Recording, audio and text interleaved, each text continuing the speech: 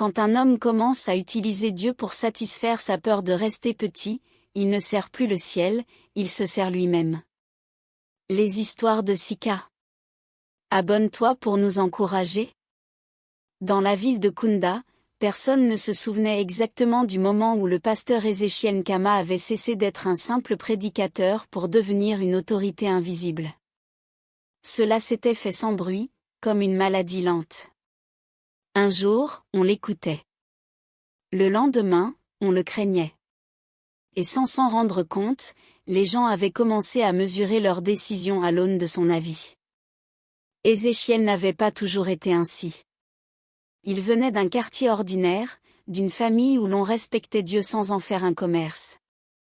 Il avait rencontré Ruth jeune, très jeune. Elle était encore étudiante, lui déjà passionné par la parole, convaincu qu'il était destiné à quelque chose de grand. Elle l'avait aimé pour sa ferveur, pour sa douceur d'alors, pour cette façon qu'il avait de parler de Dieu comme d'un ami proche.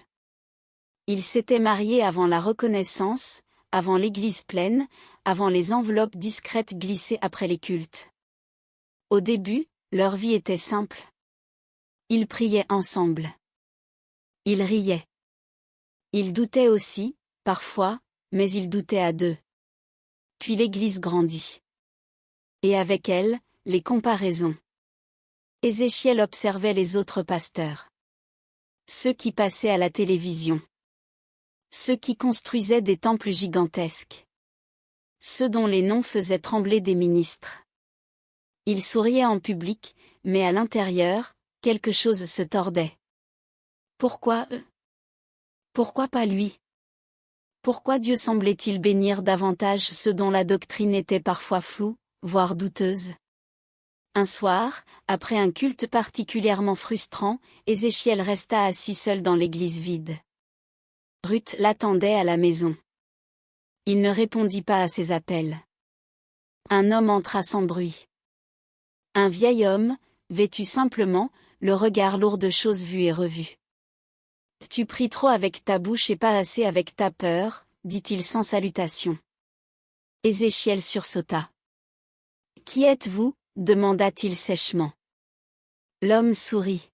« Quelqu'un qui sait que ton Dieu t'écoute, mais ne t'obéit pas. » Ces mots auraient dû le choquer. Ils l'atteignirent autrement. Ce fut le début. Les rencontres se firent discrètes. Jamais à l'église. Jamais de jour. L'homme ne parlait pas de fétiche ouvertement. Il parlait d'équilibre, d'alliances anciennes, de forces que même les missionnaires avaient préféré ignorer. Il disait que l'Afrique avait toujours compris le prix du pouvoir. Ézéchiel résistait encore. Il citait des versets. Il se justifiait. Mais il revenait. Jusqu'au jour où l'homme posa une condition. Le pouvoir réel passe toujours par ce que l'homme protège le plus. Ézéchiel comprit immédiatement. Quand il en parla à Ruth, il utilisa des mots soigneusement choisis. Dieu nous met à l'épreuve, dit-il doucement. Les grands ministères passent toujours par des sacrifices que les faibles ne comprennent pas. Ruth secoua la tête. Ce que tu dis n'est pas Dieu, Ézéchiel. Ce n'est pas sa voix. Il se leva brusquement. Tu parles parce que tu ne vois pas ce que je vois. Tu crois que ces hommes qui dominent le pays sont arrivés là en chantant des cantiques? Et tu crois que Dieu a besoin de ça pour t'élever, répondit-elle, la voix brisée. Le silence tomba entre eux, lourd, définitif. La première nuit où Ruth alla chez le féticheur, elle ne cria pas. Elle ne pleura pas devant eux. Elle pleura plus tard, seule, dans une salle de bain froide, l'eau coulant sur son corps comme pour laver une faute qu'elle n'avait pas choisie. Ézéchiel, lui, prospéra. Tout s'accéléra. Les invitations. L'argent. L'influence. Les témoignages affluaient. Les gens disaient, cet homme a quelque chose. Ruth devenait invisible. À la maison, Ézéchiel parlait de stratégie spirituelle comme on parle de placement financier. Il ne demandait plus si Ruth allait bien. Il lui demandait si elle était prête. Si elle comprenait l'importance de ce qu'il faisait. Tu es ma femme, disait-il. Tu fais partie de mon appel. Ces mots la tuaient lentement. Le féticheur, désormais, parlait plus franchement. L'alliance réclame de la constance, disait-il. Quand on commence, on ne s'arrête pas sans conséquence. Ruth sentit la menace, claire, nue. Les nuits devinrent agitées. Elle rêvait d'un puissant fond. D'une foule qui applaudissait pendant qu'elle se noyait. Elle se réveillait avec le goût du fer dans la bouche, le cœur serré.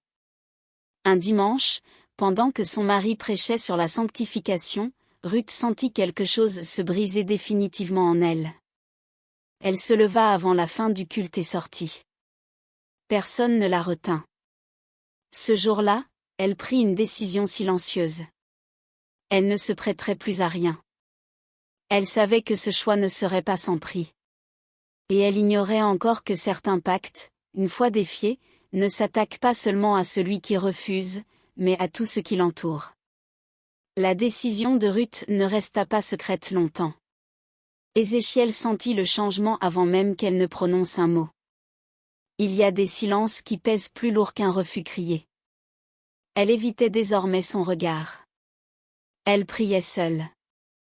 Elle ne demandait plus rien. Et surtout, elle ne posait plus de questions. Ce détachement-là l'inquiéta plus que n'importe quelle révolte. Un soir, alors qu'il se préparait pour une rencontre nocturne, il la trouva assise sur le lit, calme, presque sereine. « Tu ne viens pas ?» demanda-t-il sans la regarder. « Non. » Le mot tomba doucement, sans colère. Il se tourna vers elle, surpris. « Ruth, ce n'est pas le moment de jouer à ça. »« Je ne joue pas, Ézéchiel. J'ai fini. » Il s'approcha, baissa la voix. « Tu sais ce que ça implique. »« Oui. »« Tu sais ce que tu mets en danger. »« Oui. » Il la fixa longuement. Puis il murmura, comme une menace déguisée en constat. « Tu ne comprends pas ce que tu as déclenché. » Cette nuit-là, Ézéchiel y alla seul. Le féticheur l'attendait. Il n'avait pas allumé les lampes habituelles. L'obscurité semblait plus dense que d'ordinaire. « Elle refuse, » dit Ézéchiel sans détour. Le vieil homme ne répondit pas immédiatement. Il traça lentement un signe sur le sol. « Les alliances ne connaissent pas le mot refus, » répondit-il enfin. Seulement la continuité, ou la rupture. Trouve une solution.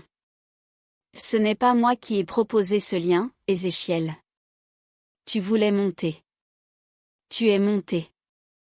Maintenant, le sol réclame son dû. Un frisson parcourut le pasteur. Je suis un homme de Dieu. Le féticheur eut un rire bref, sans joie. Tu es un homme de pouvoir. Ne confonds plus. À partir de ce moment, tout se dégrada par petites touches, presque imperceptibles. Les fidèles les plus anciens commencèrent à partir sans bruit. Des dons promis n'arrivaient jamais. Une émission télévisée annula son invitation à la dernière minute. Rien de spectaculaire. Juste une série de pertes silencieuses. Ézéchiel redoubla d'efforts.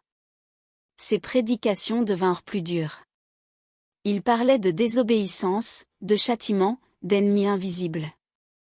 Certains fidèles tremblaient. D'autres se demandaient ce qui avait changé. Ruth, elle, semblait retrouver une forme de respiration. Elle parlait peu, mais son regard redevenait clair. Elle se leva un matin et dit simplement. « Je vais rendre visite à ma tante, à l'intérieur du pays. » Ézéchiel ne répondit pas. Il savait que ce n'était pas toute la vérité. Les jours suivants, il sentit une présence étrange dans la maison. Des objets changeaient de place. Des odeurs apparaissaient sans raison. Il entendait parfois des pas alors qu'il était seul. Il se mit à dormir avec la lumière allumée, chose qu'il n'aurait jamais avouée à quiconque. Une nuit, il rêva de Ruth. Elle était debout devant un fleuve, le dos tourné. Quand il l'appela, elle ne répondit pas. Quand il s'approcha, il vit que l'eau était noire et que des mains sortaient de la surface. Il se réveilla en criant.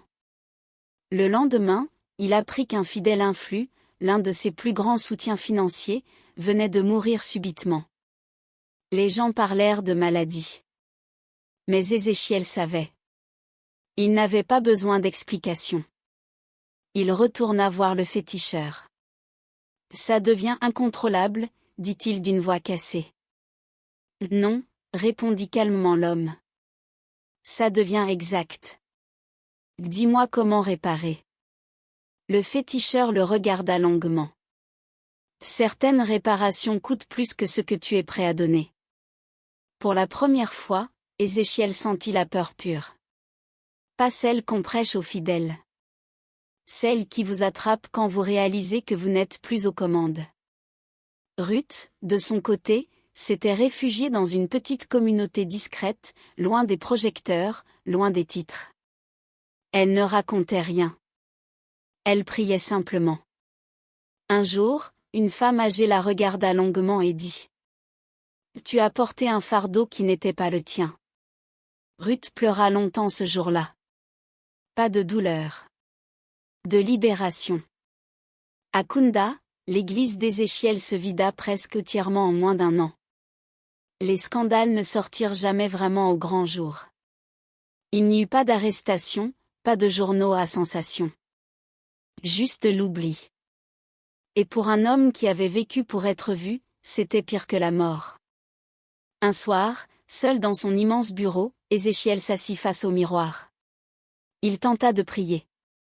Les mots ne venaient plus. Il murmura le nom de Ruth. Aucun écho. Il comprit alors une chose trop tardive, il avait sacrifié ce qui le reliait encore au ciel pour un pouvoir qui ne savait que prendre. On raconte que le féticheur quitta la région peu après. Certains disent qu'il n'avait plus rien à réclamer. D'autres disent qu'il avait simplement terminé son œuvre. Ruth, elle, ne revint jamais sous les projecteurs. Elle vécut simplement. Et ceux qui la croisèrent disaient qu'il y avait dans son regard une paix que ni l'argent ni l'influence ne peuvent acheter. Parce qu'au bout du chemin, il y a des victoires qui brillent. Et d'autres qui sauvent. Abonne-toi pour plus d'histoires percutantes et laisse-nous tes appréciations dans les commentaires.